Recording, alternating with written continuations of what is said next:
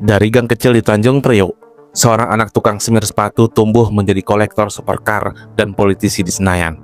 Dia dijuluki Crazy Rich Tanjung Priok karena kekayaannya yang begitu fantastis, sekaligus kontras dramatis antara asal-usulnya yang sederhana dan gaya hidupnya yang begitu glamor.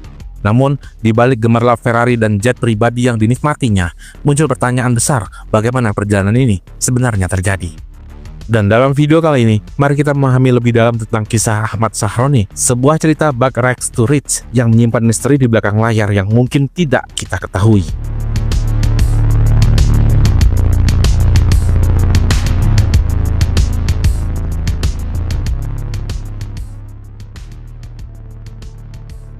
Ahmad Sahroni lahir pada 8 Agustus 1977 di kawasan Kebon Bawang, Tanjung Priok, Jakarta Utara. Ia bukanlah anak pejabat, bukan pula keturunan orang yang kaya. Ibunya, Hermawati Peggy, berjualan nasi padang di sekitar pelabuhan Priok, sementara ayahnya tak tahu di mana rimbanya. Sejak kecil, Sahroni sudah terbiasa membantu mencari tambahan untuk keluarganya. Ia tidak tumbuh dengan kenyamanan seperti banyak anak ibu kota. Di usia SMP, ketika teman-temannya sibuk bermain sepulang sekolah, Sahroni justru bekerja. Ia pernah menjadi tukang semir sepatu di pinggir jalan, juga menjadi ojek payung. Dari situlah ia mendapatkan uang jajan sekaligus membantu meringankan beban ibunya. Setelah menyelesaikan sekolah menengah di Priok, Sahroni tidak langsung melanjutkan ke bangku kuliah. Kondisi ekonomi yang membuatnya harus mencari penghasilannya sendiri. Ia mencoba berbagai pekerjaan serabutan, pernah menjadi kuli cuci mobil, ikut membantu di warung, bahkan berjualan es campur. Dari pekerjaan-pekerjaan kecil itulah, ia mengerti bahwa hidupnya penuh dengan perjuangan, jauh dari kata mewah. Kisah masa kecil Sahroni sering digambarkan sebagai cerita inspiratif, bahwa anak pelabuhan pun bisa bermimpi besar. Pada 2013, perjalanan hidupnya bahkan ditulis dalam sebuah buku biografi yang berjudul Ahmad Sahroni, Anak Priok Meraih Mimpi. Buku itu menceritakan bagaimana seorang anak sederhana dari gang sempit bisa menembus lingkaran orang-orang yang berpengaruh. Namun, justru dari sinilah cerita Sahroni menjadi menarik. Awalnya, ia hanyalah remaja biasa yang bekerja apa saja demi bertahan hidup. Tapi, dalam waktu yang tidak terlalu lama, hidupnya berubah drastis. Dari tukang semir sepatu dan berjualan es, ia kemudian dikenal luas sebagai pengusaha yang sukses, kolektor mobil mewah, bahkan politisi papan atas. Loncatan yang begitu cepat inilah yang membuat banyak orang penasaran. Bagaimana perjalanan itu terjadi? Apa benar semua semata-mata hasil kerja keras tanpa henti? Atau ada faktor lain yang membuatnya bisa menanjak begitu tinggi? Dan pertanyaan semacam ini masih terus bergema sampai saat ini. Yang jelas, perjalanan Sahroni menunjukkan sebuah pola. Dari kecil, ia tidak pernah berhenti bekerja. Ia terbiasa menghadapi keras hidup di Priok. Dan dari situ, ia belajar bahwa bertahan hanya mungkin jika berani melangkah. Dan entah bagaimana, langkah-langkah kecilnya itu dari masa lalu justru membawanya ke tempat yang tidak pernah ia bayangkan. Cerita masa kecil ini hanyalah pembuka dari babak panjang hidup Ahmad Sahroni. Dari jalanan Priok yang sempit, dari kursi plastik warung nasi padang, dan dari payung-payung yang ia pinjamkan pada orang-orang saat hujan, ia melangkah ke arah yang jauh lebih berbeda. Bukan sekadar keluar dari lingkaran kemiskinan, tapi menembus panggung besar di mana namanya kini dikenal seluruh Indonesia.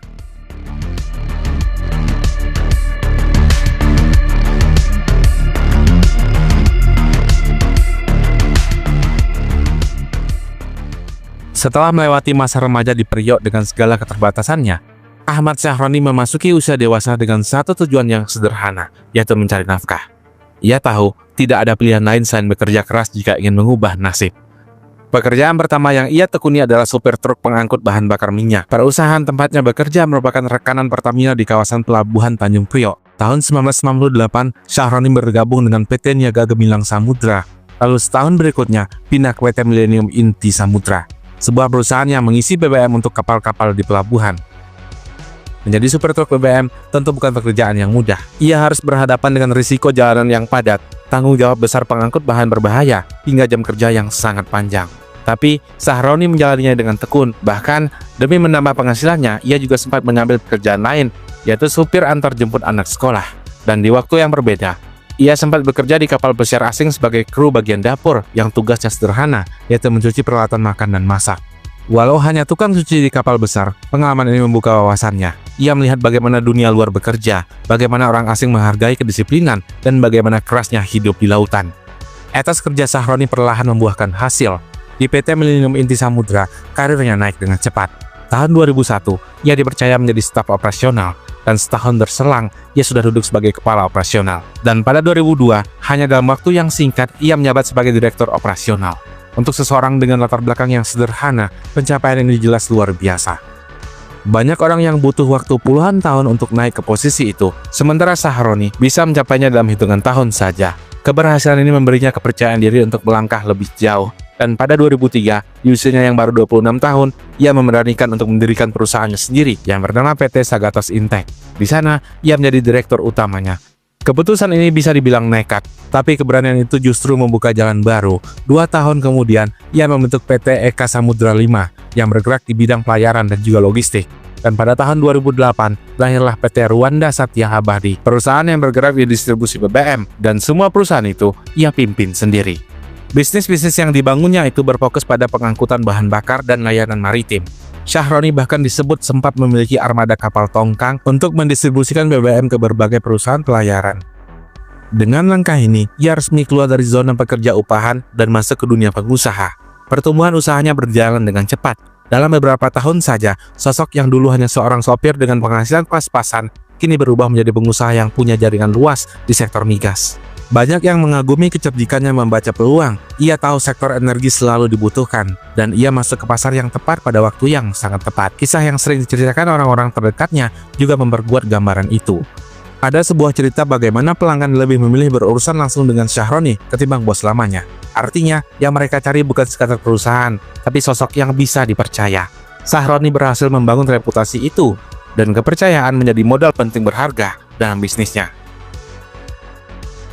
Namun, pertumbuhan yang begitu pesat itu tentu menimbulkan banyak tanda tanya. Dunia distribusi BBM dan logistik pelabuhan dikenal sebagai arena yang keras, penuh pemain lama yang sudah berpengaruh. Tidak semua orang bisa masuk ke sana, apalagi berkembang dengan cepat.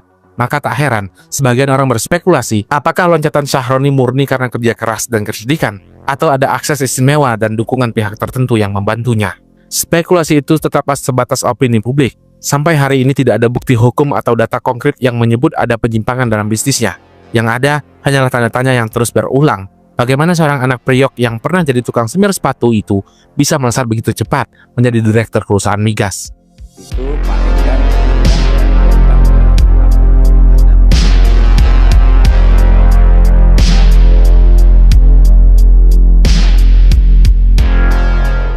Setelah bisnis BBM yang ia rintis mulai berjalan, Ahmad Shahroni tidak berhenti di sana. Ia melihat ada peluang lain yang sangat besar, yaitu logistik dan pelayaran. Dan tahun 2005, ia mendirikan perusahaan bernama PT Eka Samudra 5. Bidangnya adalah jasa pelayaran dan transportasi laut. Dari sinilah langkah barunya dimulai. Mengapa pelabuhan? Jawabannya sederhana. Pelabuhan Tanjung Priok adalah pintu utama perdagangan Indonesia. Hampir semua barang dari luar negeri keluar masuk lewat sini. Begitu juga bahan bakar, bahan pokok, dan barang industri. Dengan kata lain, siapapun yang bisa menguasai bisnis di pelabuhan punya peluang besar untuk berkembang. Tapi, Priok bukan tempat yang mudah untuk dimasuki. Lingkungan bisnisnya keras, penuh persaingan, dan sudah lama dikuasai pemain lama. Ada banyak cerita tentang bagaimana raja-raja kecil di pelabuhan mengendalikan jalur logistik. Untuk pemain baru seperti Shahroni, masuk ke wilayah ini ibarat bertarung di arena yang berat. Salah langkah bisa membuat perusahaan tenggelam sebelum benar-benar berjalan. Namun, entah bagaimana, perusahaan milik Shahroni justru bisa bertahan bahkan berkembang. PT Eka Samudra 5 berhasil menempatkan diri di tengah persaingan itu. Ia mendapatkan klien, dipercaya mengurus distribusi, dan perlahan namanya diperhitungkan. Hal ini tentu menimbulkan rasa kagum sekaligus tanda tanya. Secara resmi, memang tidak ada catatan negatif atau kasus hukum yang pernah menjerat bisnisnya. Semua berjalan mulus di atas kertas, tapi di kalangan warga Priok sendiri sering terdengar bisik-bisik. Mereka bertanya-tanya, bagaimana bisa Shahroni jalan lancar di pelabuhan yang terkenal keras? Apa ada backing besar di belakangnya? Pertanyaan semacam itu sering muncul, apalagi orang-orang tahu betapa sulitnya bersaing di kawasan itu tanpa jaringan yang kuat. Meski begitu, semua itu hanya sebatas omongan publik. Tak ada bukti nyata, spekulasi tetap spekulasi, dan hingga kini tidak pernah ada dokumen atau laporan resmi yang menunjukkan adanya penyimpangan. Shahroni sendiri punya jawaban lain. Menurutnya, keberhasilan bukan hanya karena orang dalam, tapi karena reputasi dan kerja tuntas. Ia sering mengatakan bahwa klien mempercayainya bukan karena nama besar, melainkan karena hasil kerja. Bahkan, ada kisah yang menarik, banyak pelanggan yang langsung mencari Roni ketika butuh jasa, bukan mencari perusahaan lamanya. Kepercayaan personal itulah yang menjadi modal utama Shahroni. Namun tetap saja, aura misteri tidak bisa dihapus begitu saja. Cepatnya ekspansi bisnisnya membuat sebagian orang terus bertanya-tanya, bagaimana bisa seorang mantan supir truk dalam waktu singkat membangun jaringan di pelabuhan, bersaing dengan pemain lama, dan bertahan tanpa masalah yang berarti. Seolah-olah bisnis Sahroni di Priok bergerak dengan tenang atau undercover. Tidak banyak sorotan, tidak banyak cerita terbuka, tapi nyatanya berjalan mulus. Hal ini membuat publik penasaran, apa yang sebenarnya terjadi di balik layar? Apakah benar semua murni hasil kerja keras dan integritas? Atau ada hal lain yang tidak pernah terungkap? Nggak pernah bilang bahwa kesuksesan itu mesti diparah.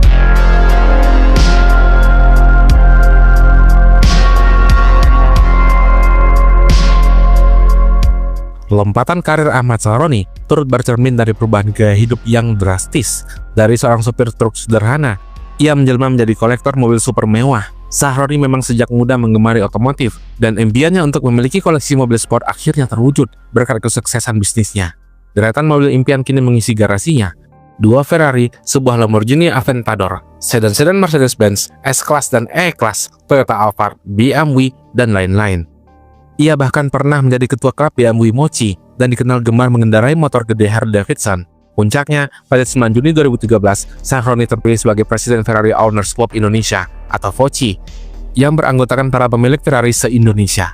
Jabatan itu begitu prestisius, apalagi bagi anak Priok yang baru beberapa tahun sebelumnya masih berjuang secara ekonomi. Tak berhenti di situ, hobinya di dunia otomotif membawa Sahroni ke posisi Ketua Umum Harley Davidson Club Indonesia atau HDCI untuk periode 2023 hingga 2028, yang menegaskan bahwa statusnya di kalangan elit pehobi otomotif.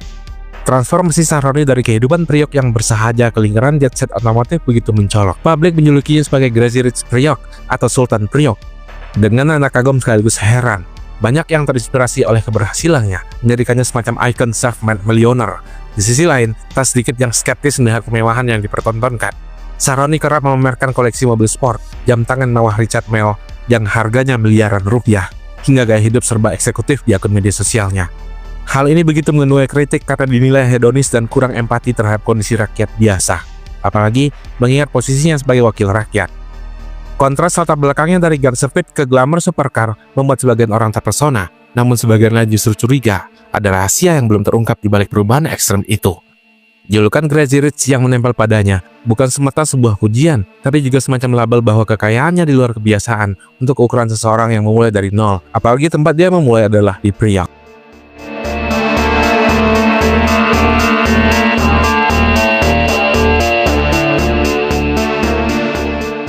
Setelah merasa sangat mapan di dunia usaha, Ahmad Sahroni memilih jalur barunya, yaitu politik. Tahun 2013, ia bergabung dengan Partai Nasdem, dan tak butuh waktu lama, partai langsung memberi kepercayaan padanya untuk menjabat sebagai bendahara DPW Nasdem DKI Jakarta.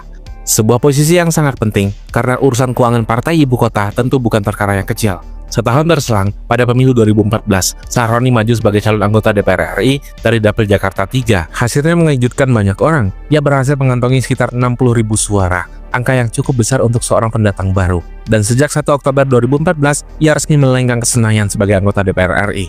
Karir politiknya berkembang dengan sangat cepat. Awalnya, ia ditempatkan di Komisi 9 DPR RI yang mengurusi bidang keuangan dan perbankan.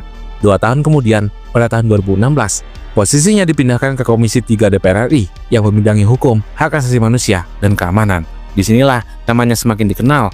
Ia aktif di berbagai rapat, vokal menyuarakan pandangan, dan mulai menjadi sorotan media.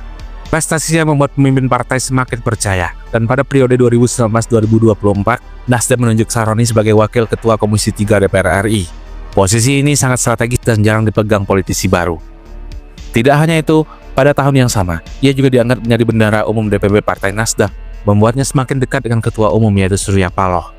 Dengan dua posisi itu, jelas Sahroni bukan sekadar anggota biasa. Ia sudah masuk ke lingkaran inti partai. Seiring perjalanan politiknya, publik mulai menaruh perhatian pada kekayaan pribadinya.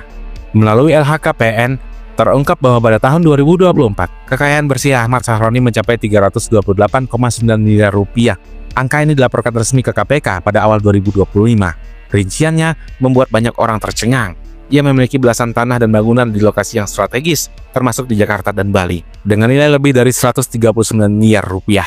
Koleksi kendaraannya mencapai 28 unit, mulai dari Ferrari, Porsche, Tesla, hingga motor gede Harley Davidson, dengan total sekitar 38 miliar rupiah. Ditambah harta bergerak lain, surat berharga, serta uang kas jumlahnya tembus 360 miliar rupiah dan angka ini menempatkannya sebagai salah satu anggota DPR terkaya di generasinya. Namun, dengan kekayaan yang sebesar itu juga menghadirkan dilema. Di satu sisi, banyak orang memuji Sahroni sebagai bukti bahwa mimpi Indonesia mungkin bisa terjadi, yaitu anak sederhana dari gang sempit bisa jadi pengusaha sukses dan akhirnya politisi yang berpengaruh. Perdebatan publik terbelah dua. Ada yang melihatnya sebagai inspirasi, ikon self-made millionaire yang membuktikan kerja keras bisa mengubah nasib. Tapi, ada juga yang menilainya tidak peka, karena terlalu menonjolkan kekayaan di tengah realitas rakyat kecil yang jauh dari kata sejahtera. Singkatnya, masuknya Ahmad Sahroni ke Senayan menimbulkan dua cerita yang berjalan bersamaan. Cerita pertama adalah kisah sukses, yaitu dari anak priok jadi politisi nasional dengan harta ratusan miliar rupiah. Cerita kedua adalah kritik, tentang pantaskah seorang wakil rakyat hidup dengan kemewahan yang begitu mencolok. Dan dua sisi inilah yang membuat sosok Sahroni selalu jadi bahan pembicaraan antara inspirasi dan juga kontroversi.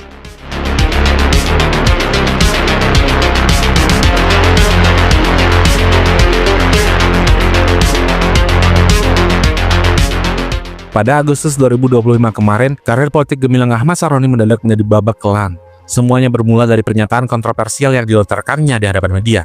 Menanggapi maraknya kritik publik terhadap DPR yang saat itu banyak muncul seruan bubarkan DPR pasca insiden anggota dewan berjoget di sidang kenegaraan.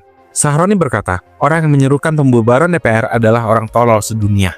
Pernyataan pada 22 Agustus 2025 itu langsung menyebar dan menyulut kemarahan rakyat luas. Ucapan Sahroni dianggap arogan dan menghina suara publik, sehingga protes terhadapnya pun membara. Di media sosial, akun-akun Sahroni diserbu komentar pedas. Bahkan seorang aktivis muda, yaitu Salsa Erwina, menantangnya debat terbuka atas ucapannya tersebut. Sahroni sempat merespon dengan nada mengejutkan, mengaku bahwa dirinya pun masih blow on dan bego, yang justru kian memperburuk citranya. Dan klimaks kemarahan rakyat terjadi pada Sabtu 30 Agustus 2025. Ribuan massa turun ke jalan, sebagian besar menuju rumah pribadi Ahmad Sahroni di Tanjung Priok. Rumah mewah 7 lantai yang selama ini dibanggakan sebagai simbol kesuksesannya tak luput dari amuk massa. Sekelompok orang menerobos dan menjarah isi rumah Sahroni, merusak dan mengambil barang-barang mewah di dalamnya. Rekaman video amatir menunjukkan bahwa massa membawa keluar benda-benda seperti patung Iron Man koleksi Sahroni, merusak mobil yang terparkir hingga melempari rumah tersebut dengan batu. Situasi chaos itu menjadikan rumah sang Crazy Rich Priok porak-poranda. Sebuah pemandangan dramatis yang menandai titik balik hidupnya. Rumah 7 lantai yang dahulu megah kini justru menjadi saksi jatuhnya pamor Sahroni di mata konstituennya. Menanggapi gelombang protes dan kerusuhan, Partai Nasdem bergerak cepat. Pada hari yang sama, Nasdem mencopot Ahmad Sahroni dari jabatannya sebagai Wakil Ketua Komisi 3 DPR RI. Ia dipindahkan sementara menjadi anggota biasa di Komisi 1 tanpa posisi pimpinan sebagai bentuk sanksi awal. Namun, langkah ini dinilai belum cukup meredam kemarahan publik. Esok harinya, tanggal 31 Agustus 2025, DPP Partai Nasdem melalui ketua umumnya yaitu Surya Paloh secara resmi menonaktifkan Ahmad Sahroni sebagai anggota DPR RI. Surat keputusan itu menyatakan bahwa terhitung 1 September 2025, Sahroni tidak lagi menjabat anggota DPR dari fraksi Nasdem. Keputusan yang tegas ini diambil sebagai respon atas dinamika dan inspirasi masyarakat yang kecewa terhadap perilaku elit politiknya.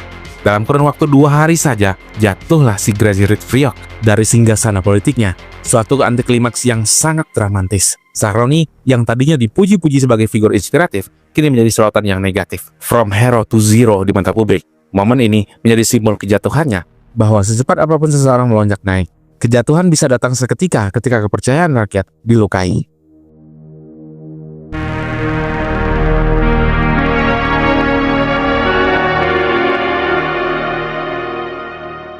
Kisah Ahmad Sahroni adalah cerita tentang lonjakan nasib yang luar biasa. Dari seorang anak pelabuhan yang hidup pas-pasan hingga menjelma menjadi Crazy Rich Senayan, lalu tersandung kontroversi yang menjatuhkannya. Perjalanan epik ini tentu saja mengundang decak kagum, namun sekaligus meninggalkan tanda tanya besar. Apa rahasia di balik semua ini? Bagaimana bisa Sahroni bisa menapaki tangga sosial ekonomis demikian cepat? Apakah semata hasil kerja keras, kecerdikan, dan keberuntungan belaka? Atau ada jalur khusus yang tidak tampak oleh publik? Pertanyaan-pertanyaan ini masih menggema di benak banyak orang. Sebab hingga kini, belum ada penjelasan tuntas mengenai beberapa episode hidupnya yang paling krusial. Sahroni sendiri selalu menyatakan bahwa semua berkat kegigihannya dan kemurahan Tuhan. Namun, bagi sebagian orang, puzzle perjalanan hidupnya belum lengkap. Soal ada potongan yang undercover, tersembunyi dari sorot kamera. Itulah yang membuat kisah Ahmad Sahroni begitu menarik sekaligus sangat misterius. Di ujung cerita ini, mari kita bersama merenung dan menarik kesimpulan masing-masing. Apakah kita baru melihat bagian luar dari mesin kesuksesan Sahroni, atau memang itulah keseluruhan mesinnya? Yang jelas, transformasi Ahmad Saroni dari Gang Sempit Priok ke panggung nasional telah terjadi, dan pertanyaan tentang bagaimana dan mengapa akan terus membuatnya layak untuk disebut sebagai undercover.